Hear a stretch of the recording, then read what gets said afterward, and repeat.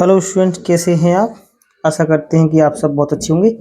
Student, इस video में हम क्लास 10 जो आपका चैप्टर नंबर फर्स्ट है, रियल नंबर वास्तविक संख्या, इसकी प्रश्नावली हम 1.1 हल कराएंगे।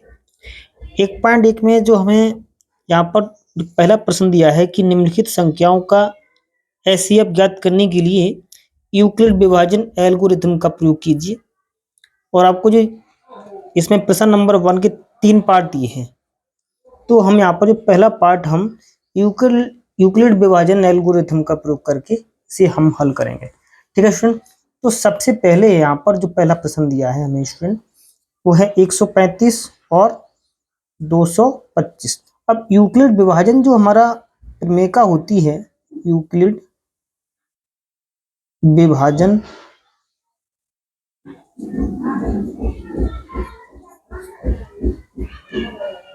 प्रमेयिका, ये स्टूडेंट जो होती है एसजी होती है हमारी ए बराबर बी क्यू प्लस आर, इस रूप में होती है। ठीक है स्टूडेंट, यहाँ पर ए हमारा भाज्य होता है, बी भाजक होता है, क्यू शेषफल, सॉरी ये क्यू हमारा जो भागफल होता है और आर शेषफल होता है। यहाँ पर जो आर का मान होगा 0 होगा या 0 से बड़ा होगा, लेकिन बी से क्या होगा, छोटा होगा।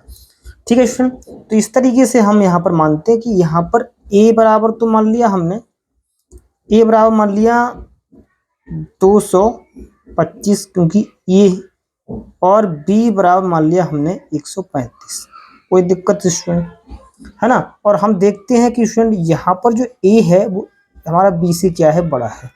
अर्थात इसको आप ऐसे कर सकते हो सर, 225 135 से बड़ा है ना।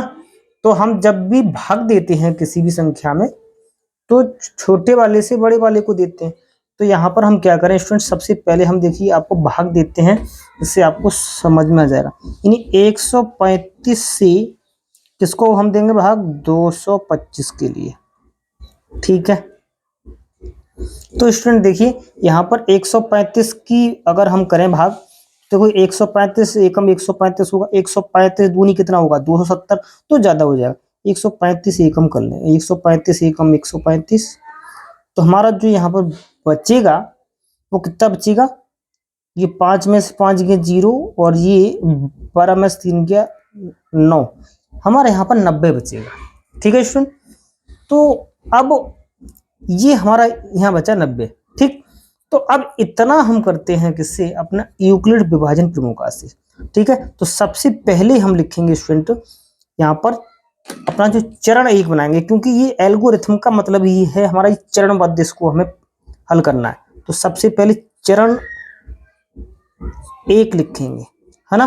किसके लिए, यहाँ लिखेंगे कि 135 व 225 के लिए यूक्लिड विभाजन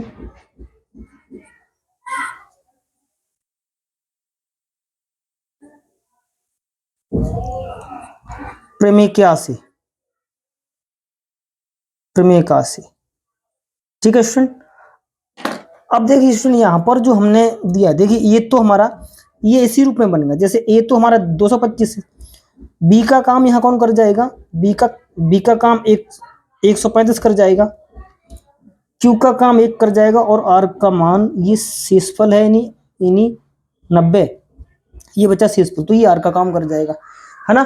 तो यहाँ पर अब इसको हम चरणबद्ध कैसे लिख रहे हैं, देखिए 225 नहीं, ए का काम कर रहा है क्योंकि ये ए का 225। ठीक है, अब बी की जगह देखिए स्टूडेंट यहाँ पर कितना आएगा, बी की जगह आएगा 135, ये तो बी की जगह आया, गुणा क्यू की जगह कितना आएगा स्टूडेंट 1, प्लस आर की जगह कितना आएगा ये 90। क्या ये 90 शेषफल जो है हमारा वो शून्य हुआ, मतलब शेषफल हमारा अब भी शून्य नहीं है ना। तो यहां हम कैसे लिखेंगे, शेषफल कौन सा 90 इज नॉट इक्वल टू 0। अगर ये शेषफल 0 यहाँ हो जाता तो इसका एचसीएफ यही हम निकाल देते, लेकिन यहाँ एचसीएफ हम नहीं निकाल पाएंगे क्योंकि यहाँ शेषफल शून्य नहीं हुआ है। तो जहां हमारा शेषफल शून्य हो जाएगा वही हमारा अंतिम भाजक ही उन दो संख्याओं का HCF होगा। स्टूडेंट ये अब अवश्य हमेशा ध्यान रखना, ठीक है। तो अब यहाँ पर हम और आगे बढ़ते हैं। अब इसको हम लेते हैं दूसरे चरण में, ठीक है। कैसे लिखेंगे? चरण 2 से। अब इस चरण 2 में देखिए स्टूडेंट, अब हमारे पास दो संख्याएं बची। कौन कौन सी बची? अब देखिए ये वाला एक तरीके से 90, ठीक, ये 90 बचा, और यहाँ पर ये कितना है? 135। तो अब इन दोनों में क्या होगा? इन दोनों में हम पुनः यही लगाएंगे। कैसे? कि 90 और 135 के लिए यूक्लिड विभाजन प्रमेय से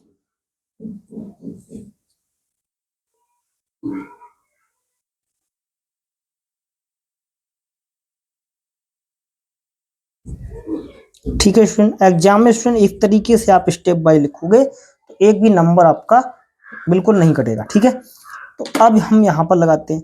तो स्टूडेंट यहाँ पर हम क्या कर लें? देखिए ये 90 है, तो 90 से हम किसको भाग देंगे? फिर 135 को देंगे, 135 के लिए देंगे, ठीक है। तो कितनी बार जाएगा?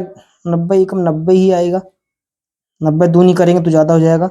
तो अब देखिए 5 की 5 ज्यों का त्यों, और 13 में से 9 का कितना बचा? ये आपका ये 4, इसका मतलब 45 शेषफल बचा।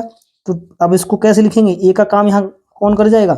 135, तो ए का काम कर जाएगा, बी का काम 90 कर जाएगा, और ये क्यू का काम 1 कर जाएगा, और आर जो है 45, इसका लिए यहाँ पर ये शेषफल बन जाएगा।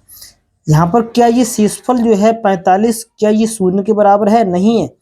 तो अब ये फिर शून्य के बराबर नहीं है, तो स्टूडेंट अब ये स्टेप नंबर किस में जाएगा? तीसरे में जाएगा, ठीक है स्टूडेंट। तो हम कैसे लिखेंगे?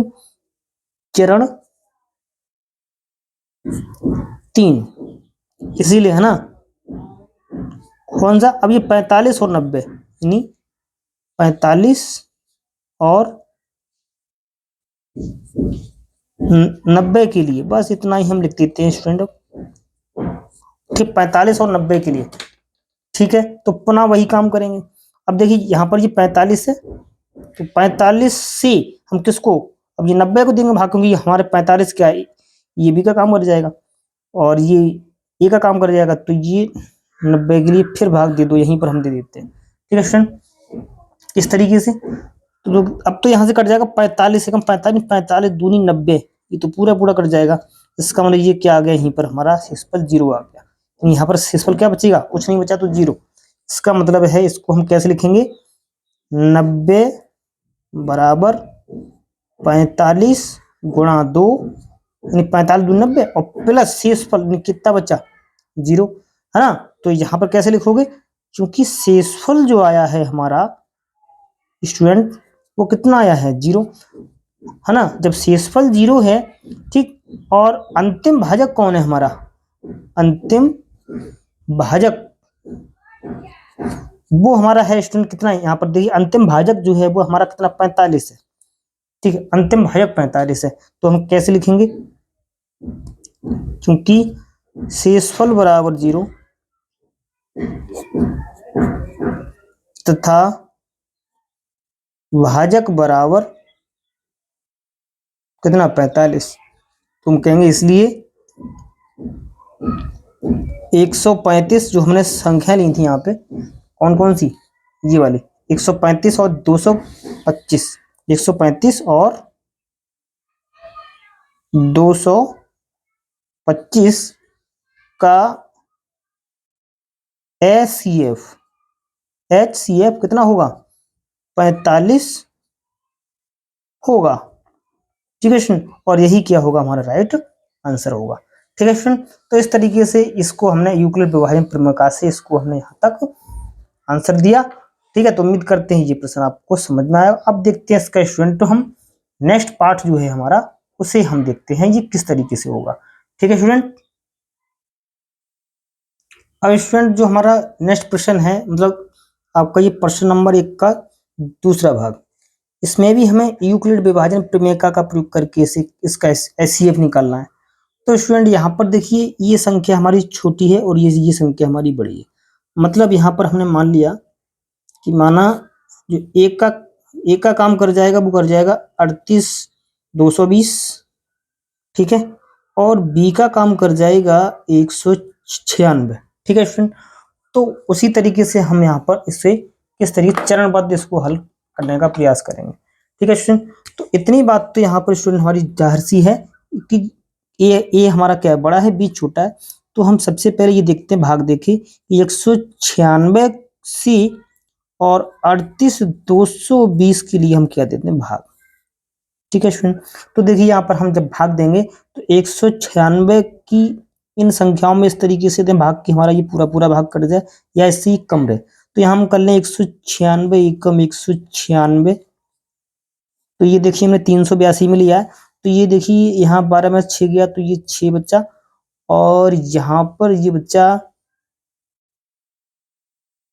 ये 12 में 6 गया, यहाँ बच्चा 7, 7 में से 9 जाएगा नहीं, 17 में से 9 गया तो 8 बच्चा, यहाँ बच्चा हमारा 2, तो में से 1 गया तो 1 बच्चा, यानी 186, और उतारे कितने, ये 2 ना, कितना हो गया ये 1862, ठीक। अब 196 की गुणा 1862 में कर लेते हैं, तो ये स्टूडेंट लगभग जाएगा 9 बार, ठीक है। तो ये 9 छक कितना हो जाएगा, 54, 54 की 4 और 9 ने 81 और 5 86 की 6 80 लगे 8 9 एकन 9 और 8 17, यानी 1764 होगा।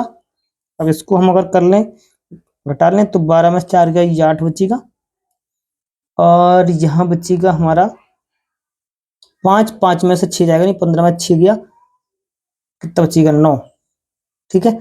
और फिर इधर रहेगा 17, 17 में 17 ये कुछ नहीं बचा, इधर क्या उतार लिया हमारा ये 0, ठीक है। अब देखिए स्टूडेंट ये 980 आया, ठीक। अभी हमारी संख्या ये पूरी ये नहीं कटी है। अब देखो 196 पंजे, यहाँ पर अगर हम स्टूडेंट 5 लगा लें तो ये 980 ही होगा। मतलब ये संख्या स्टूडेंट देखिए हमारी पूरी पूरी यहीं पर कट गई, ठीक है। तो इसको हम क्या करें, इससे यहाँ पर यूक्लिड विभाजन प्रमेय लगा दें, यूक्लिड विभाजन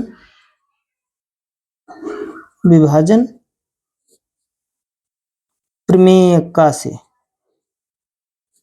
ठीक है, क्योंकि यूक्लिड विभाजन प्रमेय क्या कहती है, बराबर बी क्यू प्लस आर, ठीक है।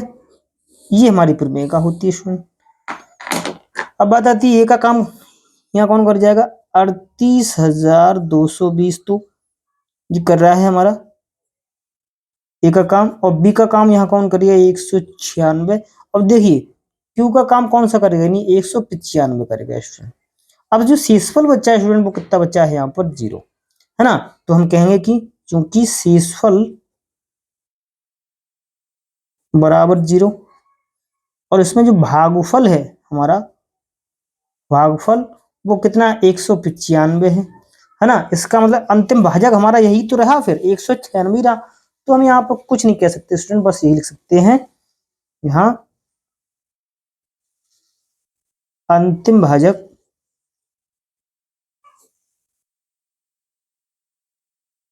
बराबर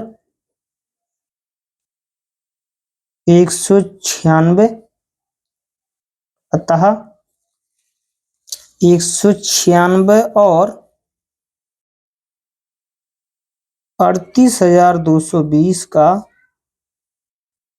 एसईएफ 196 ही होगा, ठीक है स्टूडेंट। तो यहाँ पर हमारा राइट आंसर रहा। उम्मीद करते हैं कि आपको ये पसंद आया होगा स्टूडेंट, ठीक है। अब हम इसका नेक्स्ट जो पार्ट है स्टूडेंट, तीसरा पार्ट इसका और देखते हैं। वो भी स्टूडेंट बहुत ही आसान है, और उम्मीद करते हैं आपसे खुद भी करें। नहीं, क्वेश्चन नंबर 1 का जो तीसरा पार्ट है वो है हमारा 867 और 255, ये है स्टूडेंट। अब इसके लिए हमें यूक्लिड विभाजन प्रमेय का द्वारा ही हल करना है। तो यहाँ पर स्टूडेंट देखिए ए का काम कौन कर जाएगा, नहीं ए बराबर हो जाएगा 867 और स्टूडेंट बी बराबर हो जाएगा 255, ठीक है। अब इसको हम भाग देख के देखते हैं, ठीक है, चरणबद्ध एक तरीके से, है ना। और तब तक भाग करते हैं जब तक कि इसका शेषफल शून्य ना आ जाए, ठीक है। तो यहाँ पर सबसे पहले ये ए कितना है हमारा, ए है हमारा 867, ठीक है, यहां दे लेते हैं भाग। और बी कितना है 255, ठीक है। जब हमने 867 के लिए 255 से भाग दिया तो ये लगभग ये 3 बार जाएगा, है ना, 3 बार आराम से चला जाएगा, नहीं 255 तियां कर सकते हैं, है ना। और 255 तियां देखो कितना होगा, 3 पंजे 15 के 5 हाथ से लागे 2, सॉरी 1, और 3 पंजे 15 1 16 के 6 हाथ से लागे 1, 3 दूनी 6 और 1 7, 765 हुआ। अभी कितना बचेगा, 7 में से 5 गया 2, 6 में से 6 गया कुछ हुआ ना, 1 बचेगा, है ना, 8 में 7 गया तो 1, यानी 102 बच्चा। अब स्टूडेंट देखिए, अब ये यहाँ 102 बच गया ऐसे शेषफल, अब ये 255 है, तो अब ये भाजक क्या हो गया, ये ज्यादा हो गया, और ये जो शेषफल है ये क्या हो गया, कम। तो अब ये भाग नहीं जाए, अब अगले चरण के लिए ये भाजक बन जाएगा और ये भाज्य बन जाएगा, है ना, अगले चरण के लिए, है ना। तो वो भी हम यहाँ पर जो है पूरा कर लेते हैं, अगर आप चाहो तो, है ना। तो इसके लिए हम पूरा कर लेते हैं, या इसको हम बाद में कर लेंगे, ठीक है। तो सबसे पहले हम इसके लिए लगाते हैं, कैसे, यहां पर यूक्लिड विभाजन प्रमेय का से, यानी सबसे पहले चरण 1 लिखेंगे, है ना, 867 और 255 के लिए, ठीक है स्टूडेंट, इस तरीके से। तो हमने यहां पर ए का मान कितना है, यानी ए बराबर हो जाएगा 867, और बी का काम कौन कर जाएगा, बी का काम कर जाएगा 255, क्यू का काम कौन कर जाएगा 3, और जो प्लस शेषफल आया है वो कर जाएगा 102। अब यहाँ जो शेषफल है स्टूडेंट वो सुनना, यानी शेषफल जो है हमारा वो कितना 102 है, ठीक है, शेषफल 102 है, और भागफल जो आया है वो कितना है 3 है ना। और जो भाजक था वो कौन सा था तुम्हारा 255 था, इसलिए अब ये शेषफल क्या 0 के बराबर है, ये शेषफल बराबर नहीं है, सॉरी शेषफल जो है 102 जो है वो 0 के बराबर नहीं है। जब ये 0 के बराबर नहीं है तो अब देखिए 102 के लिए और 255 के लिए हम क्या करते हैं, पुनः यहाँ करेंगे, चरण कौन सा दूसरा लगाएंगे, ठीक है स्टूडेंट। तो चरण 2 के लिए कौन सा 102 और 255 के लिए, ठीक है स्टूडेंट, 102 और 255 के लिए देखो ए का काम ये कर जाएगा और ये बी का काम ये काम कर जाएगा, यानी 255 बराबर। अब इसको देखिए भाग दे के देख लेते हैं हम, यानी 102 के से 255 के लिए देते हैं भाग, ठीक है स्टूडेंट। तो 102 दूनी चला जाएगा, यहाँ 102 दूनी कितना होता है 204 होगा समथिंग स्टूडेंट, 5 में 4 का 1, और ये 5 की 5 और 5 2 के 2, यानी 51 बचा। अब भी इसका मतलब है ये क्या बचा यहाँ पर शेषफल, तो इसको हम कैसे लिख लेते हैं, पहले एक तरीके से इसको हम यूक्लिड विभाजन प्रमेय के रूप में लिखते हैं, यानी ए का मान ये, ठीक है, और बी का मान कितना है 102, क्यू का मान कौन है यानी 2 कर जाएगा, और जो शेषफल है वो कौन है 51। अब चूंकि यहाँ पर स्टूडेंट देखो 51 क्या 0 के बराबर है, अब भी 0 के बराबर नहीं है, अब ये 0 के बराबर नहीं, तो अब ये तीसरे स्टेप में जाएगा, लिखेंगे कौन सा चरण तीसरा, ठीक है। तो चरण तीसरे के लिए अब देखिए 51 एक तरीके से भाग, सॉरी 51 ये हमारा जो है भाजक का काम करेगा, और 102 हमारा भाज्य का काम करेगा। मतलब कैसे लिखेंगे कि 51 व 102 के लिए, ठीक है स्टूडेंट। अब स्टूडेंट यहाँ पर जो 51 है ना ये हमारा किसका काम करेगा, ये भाजक का काम करेगा, ठीक है, और 102 हमारा भाज्य का काम करेगा। अब इसको हम काट लेते, 51 दूनी 102 हो गया, 102 में से 102 गया कुछ नहीं बच्चा, शेषफल 0।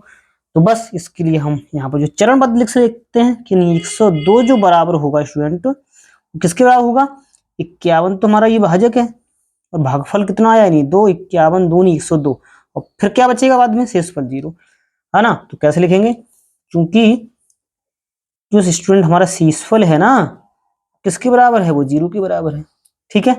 शेषफल 0 है और भागफल कितना हुआ, भागफल आया वो इसमें आया हमारा 2, ठीक। और जो भाजक था अंतिम, अंतिम भाजक, अंतिम भाजक वो कौन सा है, वो है 51, है ना। तो हम कहेंगे अतः कौन सी जो संख्याएं थी हमारी, एक तो थी स्टूडेंट 867 और थी एक 255। तो कैसे कहेंगे कि अतः 867 और 255 का HCF मतलब अंतिम भाजक ही होगा, मतलब HCF बराबर कौन सा, 51। यही क्या होगा, राइट आंसर होगा स्टूडेंट, ठीक है। तो इस तरीके से हमने स्टूडेंट ये प्रश्न जो था कर लिया, और हमारे जो प्रश्न एक के जितने भी हमारे पार्ट थे वो अपने लोगों ने कर लिए, ठीक है स्टूडेंट। अब स्टूडेंट हमारा नेक्स्ट जो है प्रश्न नंबर 2 है। ये प्रश्न हमसे कह रहा है कि दर्शाइए कि कोई भी धनात्मक विषम पूर्णांक 6q+1 या 6q+3 या 6q+5 के रूप का होता है जहां q कोई पूर्णांक है, ठीक है स्टूडेंट। तो अब हम देखते हैं कि हमारे पास कोई धनात्मक विषम पूर्णांक इन रूपों का होगा, ठीक है। तो हम स्टूडेंट इसके लिए हल करते हैं। तो यहां पर हम मान के चलते हैं कि मान लिया ए मान लिया कोई हमने, कि माना ए कोई धनात्मक पूर्णांक है, धनात्मक पूर्णांक है, ये कोई भी हो सकता है, ठीक है। ए मान लिया, अगर ये ए पूर्णांक है तो ये किस रूप का होगा, है ना। तो स्टूडेंट इस तरीके से मानते हैं यहाँ पर। देखिए इसमें देखिए सभी में 6q+1 6q+3 6q+5, कुछ स्टूडेंट ऐसा नहीं लग रहा है आपको कि 1 3 5 ये सब शेषफल का काम करेंगे यहाँ, है ना। और जो बी होगा वो किसका काम करेगा यहाँ पर, ये 6 का काम करेगा, मतलब ये बी है यहाँ पर। तो यहाँ पर किस तरीके से है, तथा यहाँ पर मान लिया कि बी बराबर कितना होगा, 6 होगा, है ना। यहाँ पर हम कह सकते हैं कि तथा ए बराबर तो कोई आपका धनात्मक पूर्णांक है, तो बी कितना होगा आपका 6 के रूप में होगा। जब बी 6 होगा तो आर के कितने मान होंगे, है ना। तो क्योंकि बी क्या जो आर होता है ना, क्योंकि आर जो होगा वो क्या होगा, जीरो से बड़ा होगा, ये 0 के बराबर, किंतु बी से क्या होगा छोटा। जो आर का मान होगा स्टूडेंट वो या तो शेषफल क्या हो जाए 0 या 0 से बड़ा होगा, किंतु बी से क्या होगा छोटा। तो अब बी कितना है यहाँ पर हमारा 6 है, तो अब आर के जो मान होंगे ना कितने होंगे, तो इसलिए आर जो होगा स्टूडेंट आर 0 हो सकता है, 1 हो सकता है, 2 हो सकता है, 3 हो सकता है, 4 हो सकता है, 5 हो सकता है, क्योंकि 6 से क्या होगा छोटा होगा। इसका मतलब आर के जो संभव मान होंगे वो कितने होंगे, ये हो गए, ठीक है। अब जो हमारा कोई धनात्मक पूर्णांक है वो कितना होगा, ये ए। तो हम ए को हम ऐसे ले सकते हैं कि ए बराबर होगा हमारा 6q+ और आर के रूप में लेते हैं हम।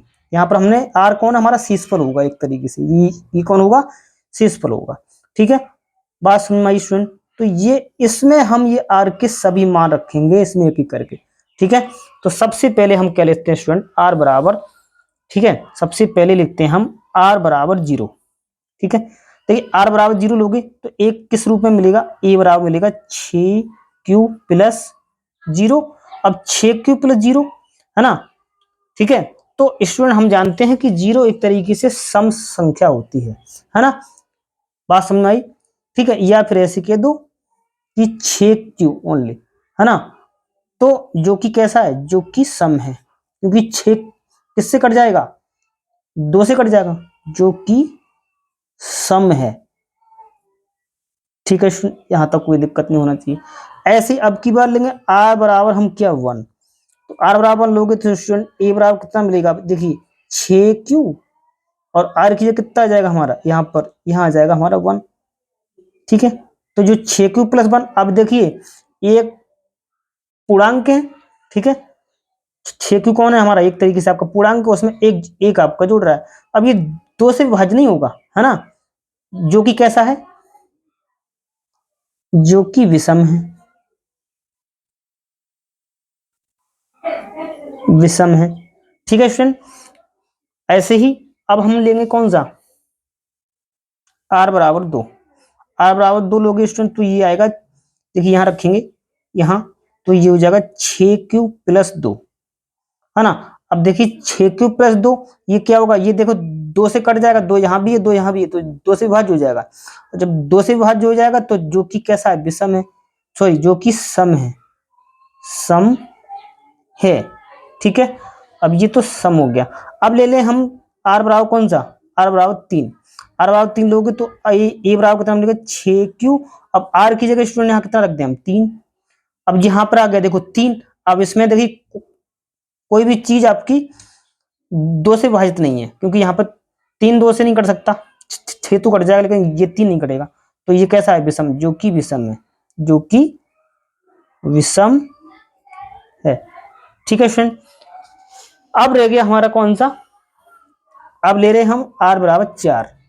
ठीक है, तो a बराबर कितना मिलेगा, 6q प्लस 4। देखिए यहाँ पर भी देखिए 2 कॉमन मिल जाएंगे, तो ये क्या है, सम है, जो कि सम है, जो कि सम है ना। तो सम है तो इसका मतलब ये 2 से विभाज्य हो जाएगा।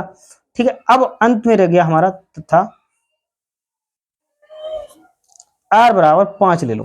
तो r बराबर 5 है तो a बराबर कितना आएगा, 6q प्लस के 5। अब 6q प्लस के 5, क्योंकि अंत में हमारा कितना आ रहा है 5, और जो कैसा है हमारा विषम की संख्या है, तो जो कि विषम है, जो कि विषम है। ठीक है स्टूडेंट, अब यहां पर एक बात सुनिए स्टूडेंट, यहां पर हमने जो लिया था, ये पूर्णांक लिया था कि माना एक कोई धनात्मक पूर्णांक है, तो जो धनात्मक पूर्णांक है ना, तो हम इसको लिखने वाली बात है तो किस तरीके से लिखेंगे, क्योंकि a कैसा है, विषम है ना, क्योंकि a विषम, क्योंकि a विषम पूर्णांक है, पूर्णांक है, तो इसलिए ये किस रूप, किस जहां जहां सम आया है तो उस रूप का तो होगा नहीं, 6q 6q प्लस 2 और 6q प्लस 4 के रूप का तो होगा नहीं, है ना। तो ये लिखेंगे 6q और 6q प्लस 2 तथा 6q प्लस 4 के रूप का नहीं हो सकता, रूप का नहीं हो सकता, क्योंकि ये सम है, कैसे हैं, सम पूर्णांक है, तो इस रूप का तो होगा नहीं। ठीक है ना, तो इसलिए अब ये किसका होगा, तब a किसका रूप, किस किस रूप का होगा, देखिए a 6q plus 1 6q plus 3 और 6q प्लस 5 के रूप का होगा, है ना। तुम कहेंगे a 6q plus 1 6q plus 1 6q plus के 3 तथा 6q प्लस 5 के रूप का होगा, रूप का होगा, क्योंकि ये विषम पूर्णांक है, कैसे है, विषम पूर्णांक है। तो इस तरीके से कुछ स्टूडेंट आपको थोड़ा बहुत लिखना भी पड़ेगा, है ना, बड़ा अच्छे तरीके से। उम्मीद करते हैं कि आपको ये पसंद आया हो। तो ये देखिए अब ये 6q प्लस 1 6q प्लस 3 और 6q प्लस 5 के रूप का आ गया, और यही हमको सिद्ध करना था। देखिए कोई भी धनात्मक विषम पूर्णांक 6q प्लस 1 6q प्लस 3 और 6q प्लस 5 के रूप का होगा, है ना। तो इस तरीके से हमने इसे सिद्ध कर दिया। ठीक है, तो स्टूडेंट इस वीडियो में हम आपको बस इतना ही पसंद कराते हैं, क्योंकि ये वीडियो लंबा हो जाएगा। तो मिलते हैं आपको नेक्स्ट वीडियो में। ठीक है, तब तक के लिए नमस्कार स्टूडेंट।